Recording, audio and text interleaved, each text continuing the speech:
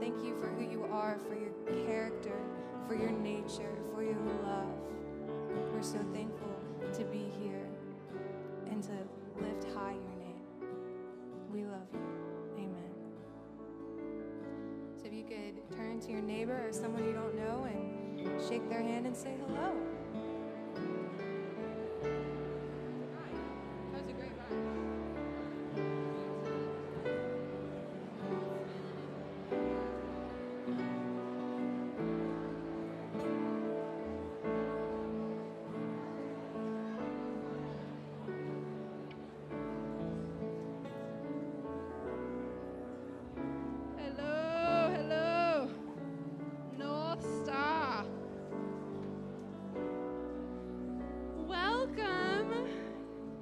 You guys look amazing.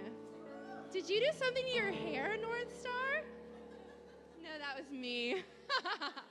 JK. So my name is Andrea Buston. I am the Quest Elementary pastor, and I get to hang out with your kids most of the time, so that's super exciting. Our mission here at North Star is simple. We are here to go, love, live, and we're going to do it together the way I like. Call and response. Are you guys ready? Are you guys ready? Are you guys ready? We are here to go. To love the, to live as. Are you guys doing that? I'm just checking in. Have you guys been doing it? All right, okay. I didn't hear much, but it sounds like maybe that's happening. If you are new, you may go to the newcomer's table at any point, which is through the beautiful wooden double doors. It's like the star of North Star, these crosses on the door. That is where some of the best architecture in the land is. Okay, so you go through those doors to go to the table and fill out forms if you want to get more connected. And if you don't want to walk through the beautiful architecture doors, you can look at the screen. Yes, it has it today. And you can text that number, and it will give you all of the information that you desire about North Star, all the secrets, all the gossip, all the gab. No gossip, sorry, we're in church. No gossip, you guys. Also, if you are in junior high, you guys may leave and go to your junior high class. Did you guys already leave? Looks like you gone. They gone. All right. Next, we have one of my favorite things of the year. It's the canoe trip. Has anyone been on the canoe trip, the North Star canoe trip? It's really family friendly. It's amazing.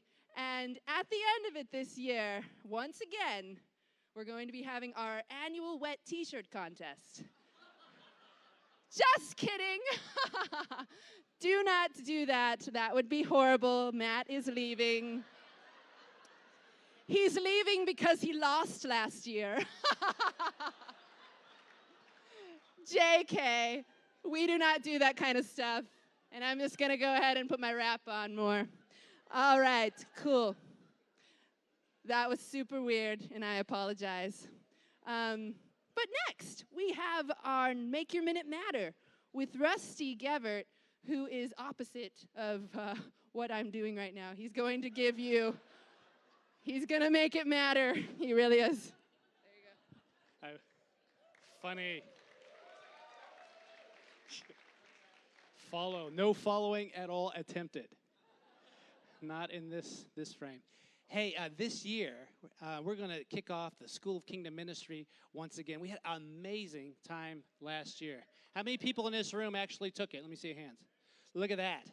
Look around, folks, because you're going to probably want to ask them some questions about this whole event. I tell you what, before I tell you a little bit more about it, I want to show this little brief clip. We've seen this before, but it'll kind of set the stage for some of the details I want to say in just a minute. Have we got that? Let's roll that.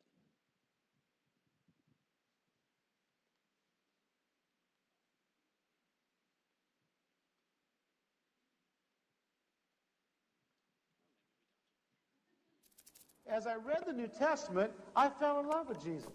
Didn't you? I liked him. I liked what he was like. I liked the things he did. I liked the things he said. Didn't you like those things? I thought that stuff was hot. I liked it when he multiplied the bread. Did you like that one? Huh? How about it? Do you like that? And the fishes, you know, the sardines. I always picture sardines. I like that stuff. I like all that stuff, you know. I liked it when he went by the fig tree and said, you know, and it died. Can you picture him doing that? I like all that stuff. I like it. I remember last night, come forth. That's a biggie, you know. I mean, that's hot. There's not many guys doing that come forth thing, you know, telling anybody to come up from the dead. I like all that stuff. And when I became a Christian, I thought that's what I was going to do. I spent several weeks reading the New Testament and talking with these people, and I thought, this is great. You know, I'm going to join up. I want to do this stuff. And so I remember the frustration of attending church the first few times. You know what I thought they did at church? I thought that people gathered at the church, had a good time together, sort of divvied up the land, and then everybody went out and healed a few, cast out a few demons, and won a few people to Christ before lunch. And so the first few times I went to church, I went prepared with the idea that we're going to, you know, I'm going to take Anaheim. I want to go to Anaheim, you know, the deepest, darkest pagan Anaheim. Over there by Disneyland. That's where I want to go, because that's where I was raised. And when they didn't do it, I was disappointed. And I remember one day asking a guy about it. I said, well, when do we go out and do it? He said, what? I said, when do we go out and do it? He says, oh, you don't have to do it. You just have to believe it was done once. Now, that's pathetic. Isn't it? I found out over the next year or two that we cried about it, we sang about it, we preached about it, we prayed over it, we gave to it, but we never did it. We never got to go do the things that Jesus did. And I grew disillusioned in the process. Now, you know, when I worked for the devil, he let me do his stuff.